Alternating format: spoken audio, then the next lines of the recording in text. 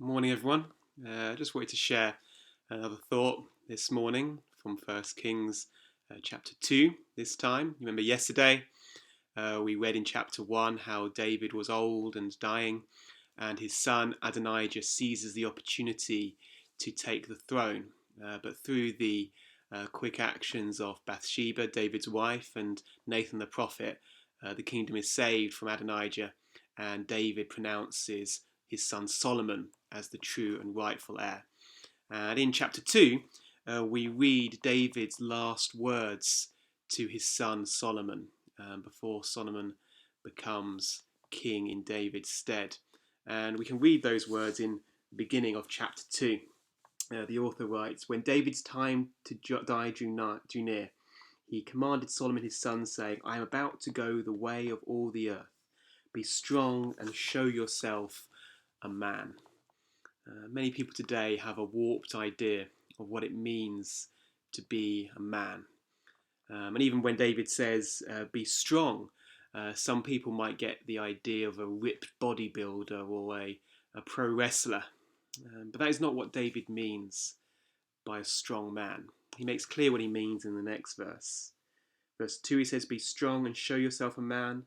In verse 3, he says, and keep the charge of the Lord your God, walking in his ways and keeping his statutes, his commandments, his rules, and his testimonies, as it is written in the law of Moses. A true man, a strong man, is someone, or a strong woman for that matter, is someone who is committed to following God, to following his ways, not their own, committed to listening to what God says, regardless of what other people say. Jonathan Edwards, the famous theologian, wrote a list of resolutions, not New Year's resolutions, but life resolutions. And I understand one of them was, I'm resolved to follow Christ. And if nobody else does, I still will. And that is the essence of what David is encouraging and exhorting Solomon to do as he becomes king. And Solomon shows his strength in the following verses.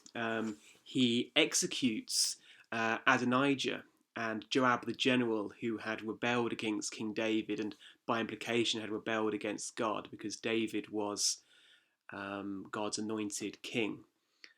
But it's important to see that Solomon mixes mercy with justice.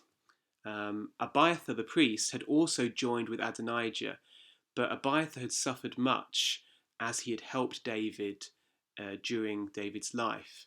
And so Solomon removes him from the priesthood, but he doesn't take his life.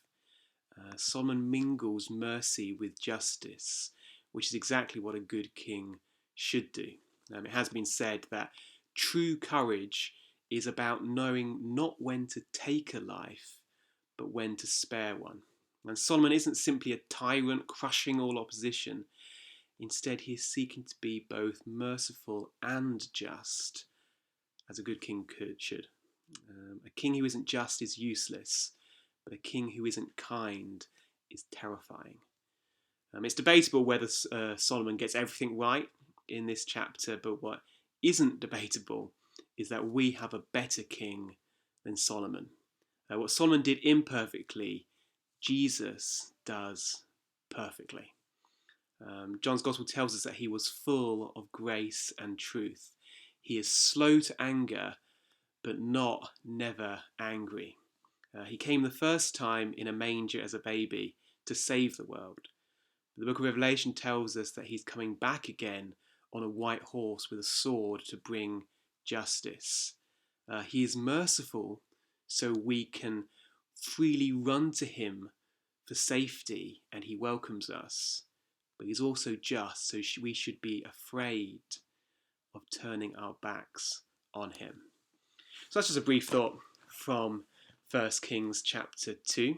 And hopefully we'll continue again tomorrow in chapter 3. Just to say, we do have our Zoom prayer meeting tonight. If you'd like details of how to access that, please do ask. And if you are on WhatsApp or on email, you'll receive details of how to access later on today. That's me done for now, but hopefully I'll see you all later. So take care, and we'll see you soon.